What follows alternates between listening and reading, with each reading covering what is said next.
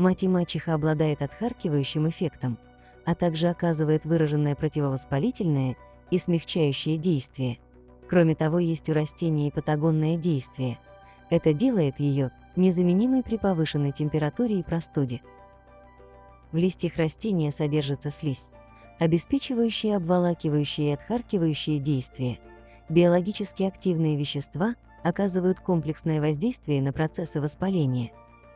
Это растение традиционно используется как средство от кашля, показывает эффективность при коклюше, а также сухом кашле.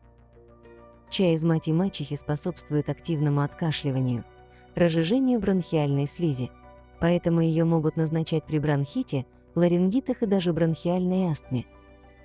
Как отхаркивающее и обволакивающее средство, при воспалительных процессах верхних дыхательных путей рекомендуют отвар. Столовую ложку листьев мати мачехи заливают 200 мл воды и кипятят на медленном огне. Дают настояться 10 минут. Принимать по полстакана трижды в сутки. В качестве лекарственного сырья используют листья мати мачехи, заготовка которых происходит весной. За счет ряда лечебных свойств это растение используется в различных отраслях медицины.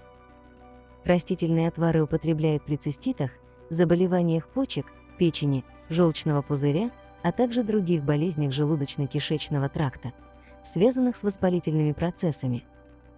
За счет антисептических и регенерационных свойств отвары мати мачехи входят в состав комплексной терапии при лечении гингивитов, пародонтитов и стоматитов. Используется мати мачеха не только внутрь, в виде настоек отваров или соков, но и наружно. Примочки из мати мачехи обеспечивают антисептическое, ранозаживляющее, противовоспалительное и противоотечное действие. Информация носит ознакомительный характер и не предназначена для постановки диагноза и назначения лечения. Всегда консультируйтесь с профильным врачом.